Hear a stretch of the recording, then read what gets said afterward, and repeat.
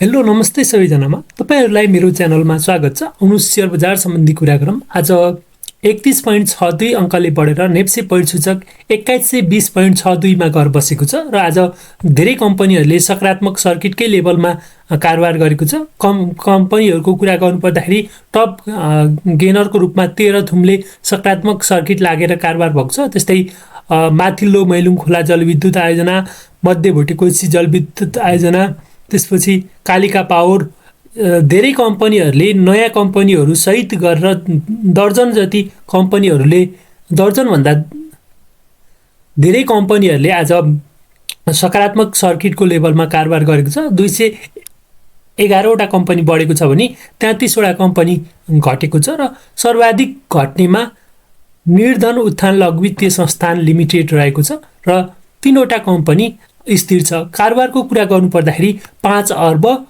45 करोड बराबरको कारोबार भएको छ र मार्केटलाई टेक्निकल पोइन्ट अफ भ्यूबाट हेर्दाखेरि कस्तो देखिन्छ भन्ने कुरा गरिहालौँ।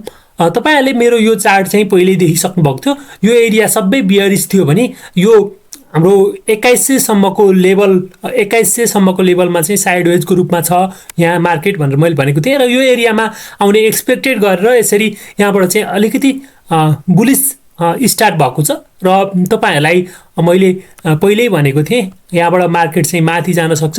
2030 को लेभलबाट मार्केट माथि फर्कन सक्छ। यसरी यसले 2200 को यात्रा चाहिँ तय गर्न सक्छ भनेर भनिराखेको थिएँ र मार्केटले अहिले अब फेरि 2200 को लेभलतर्फ लम्केको छ। 2230 लाई मार्केटले एकदमै शानदार तरिकाले यसलाई ब्रेकआउट गरेर जाने मैले देखेको छु। यसले गर्दाखेरि मार्केटमा बुल स्टार्ट हुँदैछ र अब बुल स्टार्ट हुँदै गर्दाखेरि धेरै कम्पनीहरू बढिसकेको छ र बढिसकेका कम्पनीहरूमा हामी जानु चाहिँ उचित हुँदैन जस्तो लाग्छ र मार्केटलाई इन्डिकेटर लगाएर हेरौँ। इन्डिकेटरले के भन्छ त? सुरुमा हामी बुलिङ्गर ब्यान्ड हेरौँ। बुलिङ्गर ब्यान्ड हेर्दाखेरि बुलिङ्गर ब्यान्ड बिस्तारै फुक्न सुरु गरेको छ। अप्पर ब्यान्ड भन्दा पनि माथि चाहिँ क्यान्डल, मिडल ब्यान्ड भन्दा माथि चाहिँ क्यान्डलहरू बनेको छ र अप्पर ब्यान्डतर्फ लम्केको छ। यसरी लम्किएर जाँदाखेरि मार्केटले एउटा एकदमै राम्रो गति लिइराखेको छ र अप्पर ब्यान्ड सँगसँगै मार्केट माथि जान सक्ने मैले एक्सपेक्टेसन गरिराखेको छु। र त्यस्तै एमएससीडीको कुरा गरौँ। म्यागडीमा पनि क्रसओभर आउन लागेको छ। यहाँ चाहिँ तपाईहरुले देख्न सक्नुहुन्छ म्यागडी लाइनले क्रसओभर त गरिसकेको छैन तर तलबाट क्रसओभर गरेर माथि बुलिश संकेत चाहिँ दिन लागिरहेको छ, जसले चाहिँ एकदमै राम्रो पोजिटिभ छ भन्ने कुरा मार्केटमा जनाइरहेको छ। र हिस्टोग्रामको कुरा गर्नुपर्दाखेरि एकदमै फिक्का कलरका सानो क्यान्डल बनेको छ र अब यो यहाँ बिस्तारै ग्रीन क्यान्डल भएर एकदमै मार्केट लयमा जान्छ भनेर हामी बुझ्न सकिन्छ। आरएसआईको कुरा गरौँ। आरएसआईको कुरा गर्दाखेरि आरएसआई पनि 66बाट माथि लागिसकेको छ र यसरी बिस्तारै यो ओभरबोट जोनमा चाहिँ जान्छ जस्तो छ। तपाईहरु नातिकन आफ्नो स्टकहरूलाई होल्ड गर्नु होला, राम्रो प्रॉफिट गेन गरेर मात्र बेच्नु होला। त्यस्तै आईसी हेरौँ।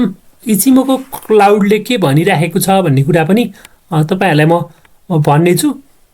इचिमोको क्लाउडमा पनि क्यान्डलहरू सबैभन्दा माथि यो कन्भर्जन लाइन भन्दा पनि माथि गइराखेको छ र यो कन्भर्जन लाइन भन्दा माथि जाँदाखेरि र क्लाउड भन्दा माथि राम्रा क्यान्डलहरू बन्दाखेरि मार्केटले एकदमै राम्रो संकेत गरेको छ। मार्केट एकदमै राम्रो लयमा छ भनेर हामी बुझ्न सकिन्छ। आज अधिकांश धेरै जसो हाइड्रो पावर सेक्टरमै चाम देखिएको छ र यसरी चाम देखिँदाखेरि हामी अलिकति फरक तरिकाले ट्रेड गर्नुपर्छ भन्ने कुरा म तपाईहरुलाई पहिल्यैदेखि भनेको छु र मार्केटमा अलिकति कुनतर्फ चाहिँ चाम छ त भनेर म तपाईहरुलाई देखाउन पनि चाहन्छु। अब बढिसकेका स्टकहरुमा लगानी गर्नु चाहिँ अलिकति जोखिम हुन्छ। त्यो भएर हामीले अब सुरुमा हाइड्रो पावर देखिन्थ्यो हिजो अस्ति यो नेगेटिभमा, डेली गेन चाहिँ नेगेटिभमा भए तापनि आज चाहिँ एकदमै राम्रो देखिरहेको छ। फेरि पनि हाइड्रो पावरमै चमक आउँछ जस्तो देखिएको छ। त्यस्तै म्यानुफ्याक्चर एन्ड प्रोसेसिङमा चाहिँ यसरी छ र यी कम्पनीहरुमा जाँदाखेरि अलिकति स्टकहरु माथि गइसकेको छ र ज्यादा माथि गइसकेको छ। र एउटा प्रोफिटको लेभलमा पुगिसकेको छ र सेक्टर चाहिँ बिस्तारै रोटेसन भइरहेको छ। तपाईँहरूले पनि देख्न सक्नुहुन्छ माइक्रो फाइनान्स र डेभलपमेन्ट ब्याङ्कतर्फका स्टकहरू चाहिँ तपाईँहरूले मेरो विचारमा किन्नुभयो भने राम्रो हुन्छ। यी कम्पनीहरूमा जाँदाखेरि तपाईँ चाहिँ राम्रो हुन्छ जस्तो लाग्छ। यी दुईवटा कम्पनी अलिकति माथि चाहिँ गइसकेको छ।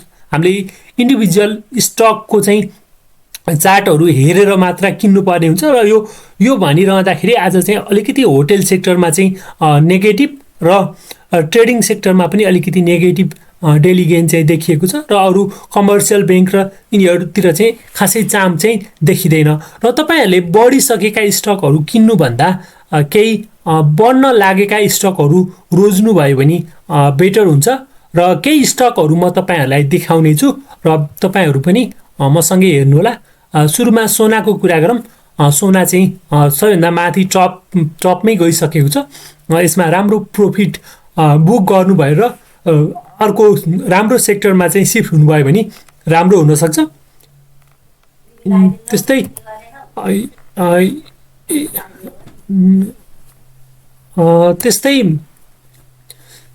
GCIL घोराई सिमेन्ट इन्डस्ट्री पनि टप लेभलकै रूपमा चाहिँ पुगेको छ। यसरी माथि पुग्दाखेरि यसमा पनि प्रॉफिट बुक गरेर कुनै अर्को सेक्टरमा चाहिँ जाँदाखेरि मेरो विचारमा उचित हुन्छ। जति माथि गयो त्यति धेरै जोखिम हुनसक्छ र सेक्टर रोटेसन भइदियो र मार्केट अलिकति प्रॉफिट बुक भएर तल आउँदाखेरि प्यानिक हुन सकिन्छ। त्यो भएर राम्रो नाफा हुँदाखेरि बुक गर्न चाहिँ म चाहिँ सुझाव दिन्छु। त्यस्तै शिवम हेरौँ। शिवम सिमेन्टको कुरा गर्नुपर्दाखेरि शिवम सिमेन्टमा पनि राम्रो छ। लगातार केही दिनदेखि एउटै पोजिसनमा चाहिँ एउटै एरियामा चाहिँ के भएको छ, यो मार्केट रहन सफल भएको छ। यसले चाहिँ के जनाइरहेको छ भन्दाखेरि यी कम्पनीहरूमा प्राइस घट्न मानिरहेको छैन र प्राइस माथि जान सक्छ मार्केट बढ्दै जाँदाखेरि भनेर चाहिँ हामीले बुझ्न सकिन्छ। त्यस्तै हाथवेको कुरा गरौँ। हाथवे पनि माथि छ, माथि चाहिँ बसिरहेको छ, घट्न मानेको छैन। यो कम्पनी पनि म पनि मेरो पनि दबदबाब छ है मार्केटमा भनेर यसले राखिरहेको छ। त्यस पश्चात यमियन हेरौँ। यमियन चाहिँ आज केही घटेको छ। अब यो स्टकलाई चाहिँ तपाईँहरूले हाइड्रो पावर सेक्टर त ज्यादा बढिसकेको छ, तर पनि यो स्टकहरू यसरी बस्दाखेरि तपाईँहरूले पार्सियल्ली रूपमा चाहिँ किन्न सक्नुहुन्छ जस्तो लाग्छ। पार्सियल्ली रूपमा चाहिँ यो स्टकहरूलाई चाहिँ किन्न सक्नुहुन्छ। बुलिस लयमै छ, अलिकति ज्यादा माथि गइसकेको छ, क्रसओभर दिन सक्छ। तर पनि तपाईँहरू इन्ट्री हुनुभयो भने पनि पार्सियल्ली थोरै क्वान्टिटीमा चाहिँ किनेर उ गर्नु होला। यो यहाँबाट फेरि माथि मार्केट नघट्ने जस्तो भयो भने यहीँबाट फेरि माथि बढ्न सक्छ। त्यस्तै हामी अर्को कम्पनीमा जाउँ। मुक्तिनाथ कृषि कम्पनी आज चाहिँ अलिकति ज्यादा स्टक कारोबार भएको छ र अलि माथि चाहिँ बनेको छ। अर्को दिन पनि सर्किट लाग्ने सम्भावना चाहिँ छ, तर जति माथि गयो त्यति के हुन्छ भन्दाखेरि रिस्क ज्यादा हुन्छ र एक लेभलमा चाहिँ प्रॉफिट बुक गर्दा पनि राम्रो हुन्छ जस्तो लाग्छ। त्यस्तै Nepal wearing house company limited छ, यो पनि माथि गइरहेको छ। यस्तो बेलामा चाहिँ के गर्नुपर्छ भन्दाखेरि आफ्नो प्रॉफिटलाई चाहिँ बुक गर्दै जानुपर्ने हुन्छ। बढ्यो भनेर चाहिँ ज्यादा लोभ गर्नु हुँदैन। ज्यादा लोभ गर्यो भने पनि अलिकति तल्लो लेभलमा आउन सक्छ। त्यो भएर तपाईँहरूले पनि आफ्नो विचार गरेर यो स्टकहरूमा नाफा बुक गर्नु होला। त्यसपछि कुरा गरौँ हिमालयन रिइन्सुरेन्स लिमिटेडको। यसले पनि लगातार 5औं दिन पनि सर्किट हानेर कारोबार भइरहेको छ र अब केही देखिन सक्छ। मेरो विचारमा अर्को दिन चाहिँ 500 क्रस भएपछि यो चाहिँ टिएमएसमा देखिएर कारोबार हुन सक्छ भन्ने मलाई लागिरहेको छ। र तपाईँहरू सबैलाई मेरो भिडियो अन्तिमसम्म हेरिदिनु भएकोमा धेरै धेरै धन्यवाद छ। र भोलि माघे सङ्क्रान्ति, तपाईँहरूलाई माघी पर्वको धेरै धेरै शुभकामना। तपाईँहरू मस्त रहनुहोला, व्यस्त रहनुहोला, स्वस्थ रहनुहोला भन्दै यो भिडियोबाट बिदा हुन्छु। भिडियो अन्तिमसम्म हेर्नुभएकोमा तपाईँहरूलाई धेरै धन्यवाद छ र हामी सँगै हुनको लागि हाम्रो च्यानललाई सब्स्क्राइब गर्नुहोला।